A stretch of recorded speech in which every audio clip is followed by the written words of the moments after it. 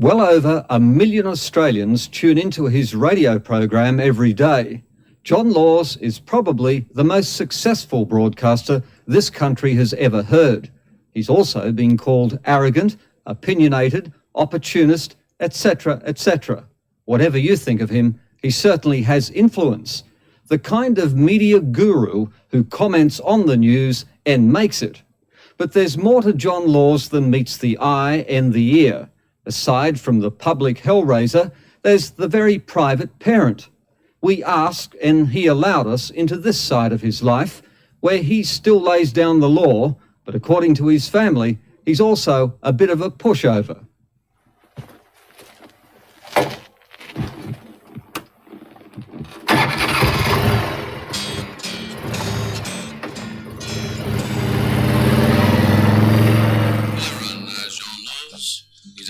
So well, he mightn't have got to bed last night, but I'm damned if I can tell.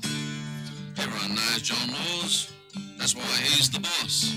The biggest voice that ever soothed the souls of the Southern Cross. Hello world, this is John Laws.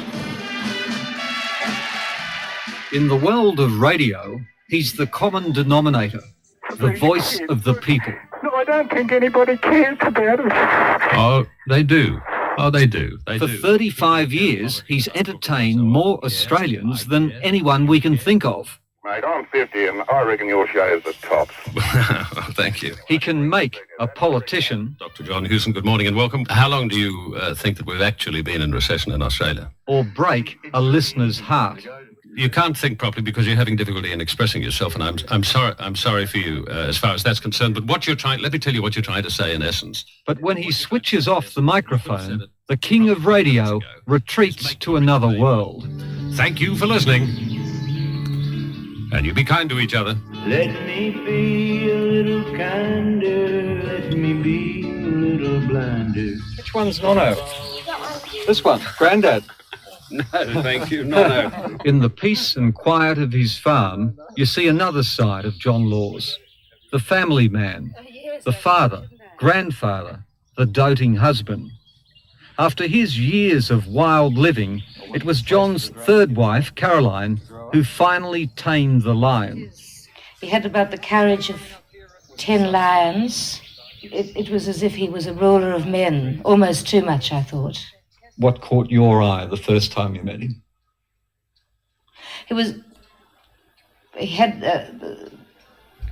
I thought he was a frightfully romantic figure. I was madly in love with Caroline when I was 16. Desperately in love with her when I was 16. And I remember coming home to my mother and saying, I think I'm in love. But they were too young then to know just what they had. Anyway, we went our different ways. Caroline joined Sadler's Wells Ballet and went to dance with the Royal Ballet in London. And I went to the Bushes of Jackaroo, and we just drifted apart.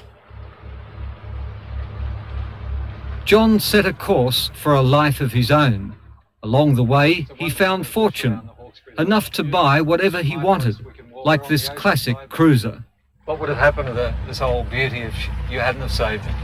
Well, it'd be awful, wouldn't it? Because it's a wonderful old boat. As he sailed through 2 marriages, Caroline was up north in New Guinea, raising 4 daughters on a coffee plantation.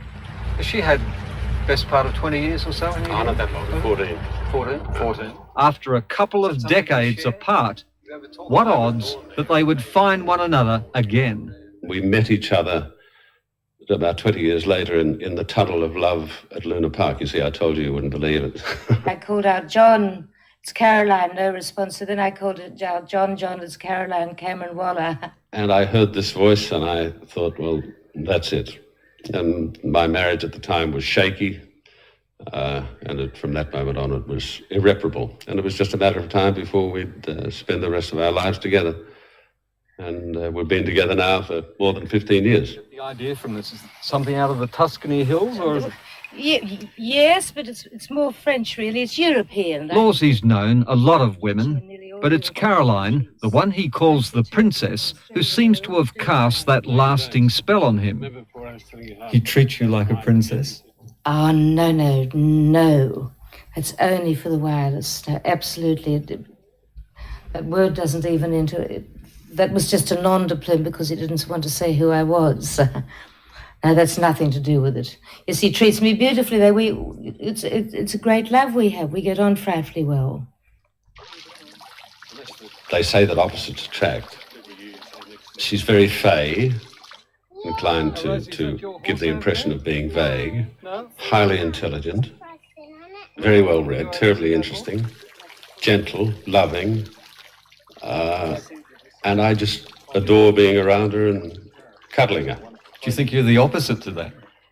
Yes, I don't think I'm too many of those things. I don't think I'm soft and cuddly. I don't think I'm too vague.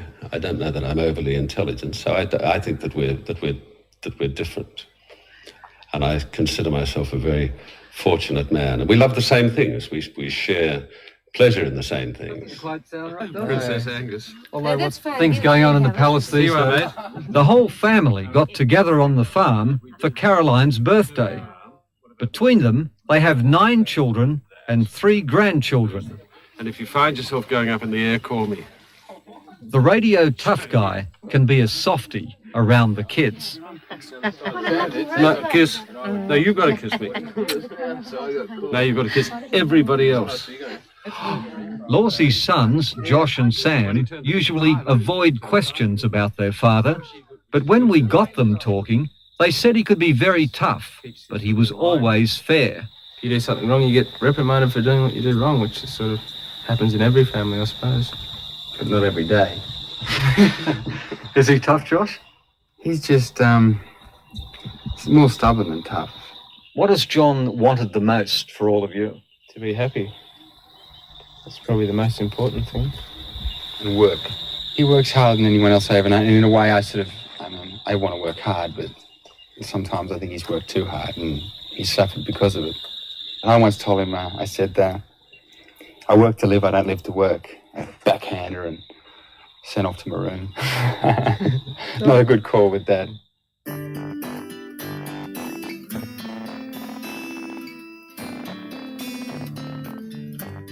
Building up the Cloud Valley farm is the real fruit of Lawsie's labour. So 12 years ago, there was nothing here? Nothing. It's hard to imagine, isn't it? Just bare earth, not even a blade of grass. We asked for the royal tour, and the King of Radio obliged. This is Peter Barker, and Peter Barker takes early Tom Robertson Streetons and does, I suppose you'd call them artistic parodies, but they're better than that. There's no doubt he lives in style, but what caught our eye were the little things that put a smile on your face. Hello, Jake. How are you? Very well. Well, I'm glad you're very well. Have you been reading the books? How many? 43? I haven't read 43. Say goodbye. Goodbye. Very good. That's how he practices talkback radio. Party props for work and play. It's fairly obviously a walking cane. For when you're old. Hold that for me, please. Not for when you're old. There's a small drinking vessel. For when you're thirsty. Here's another small drinking vessel. And here is a... let me guess. Just a drop of wild turkey. For when he's got to hobble into Tiwi and doesn't want to go, right? John's sons say he's a canny collector. His cars are worth a fortune. But the boys know Dad's first commandment is, thou shalt not covet thy father's wheels. Have you ever tried to sneak this one off the lot? No, it wouldn't be worth my while. I mean, I like cars, but they're not worth dying for. I'm very tough on my sons in that regard. If you work to get something, then you really appreciate it. If I gave them a Porsche, they wouldn't give a hoot and hell about it 3 or 4 weeks later. He wants you to work for them. Yeah, exactly. I don't think I would be doing my sons a favour to say, here you are, here's a 500 SL Mercedes, take your girlfriend out. I would rather the girlfriend wanted to go out because they're who they are inwardly, not outwardly. And I don't think that their friends would think any of the more of them. In fact, I think it could work to their disadvantage. I think it's probably tough enough being the son or daughter of John Laws without me adding to it. I think I could actually learn to live with that one. That wouldn't be a problem. No, I love this car. And a roller, a Porsche, MG. While he won't spoil them with cars, Laws has tried to give them values. Got your eye on that, sir? Yeah, that's my car. That's Dad's car, but I like it. Well, I hope I've given them confidence and self-respect, which I think are two very important things.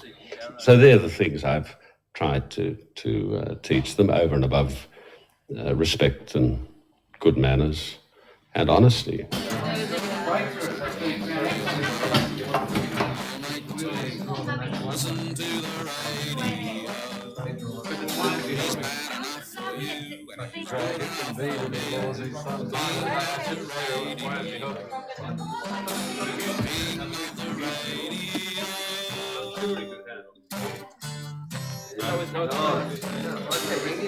In bringing up his tribe, Laws says he's learned from his parents' mistakes.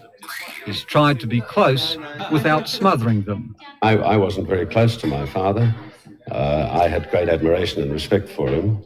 I did miss his love. I did feel that I let him down. I felt very strongly that I wasn't the sort of son that he wanted to have. What did he want? Wasn't sure. But I just felt I wasn't it. How close were you to your mother? I don't know that I've ever really been terribly close to either of my parents. You right, darling? Sarah? You right? The older he gets, the more his family matters. He still lays down the law, but the kids know the old man has mellowed. I drive fast, but only where I'm allowed to. That's anywhere. I just came around Well, this around corner and here. he was sitting behind For all that the Australian public knows about your old man, what do you reckon is the bit they don't know? I don't know that he's a softie and can be too sensitive and can be real sook sometimes. Although I don't ever tell him I said that. They seem like decent kids. You've given them that. Well, I hope they're decent kids. I think they're great. I love my kids as friends, which sounds like a very corny line. But it's true. I just enjoy being with them. We have fun together. Happy birthday, darling. Happy birthday, Mum. Thank you. Cheers. For Caroline. Caroline. Has he made you a happy woman? Yes, he certainly has. He's given me a marvellous life. He says that the thing that matters most to him is that you are all happy. Are you a happy family? Yes, I think so. I think very happy family. Yes. Hello world, this is John Laws. When he's back on radio tomorrow, Lawsy may grumble and grouch about the state of the country. But out here in Cloud Valley, he knows he really is a lucky man. I have a great life. I enjoy myself. I love laughing. I love singing. Love driving motor cars.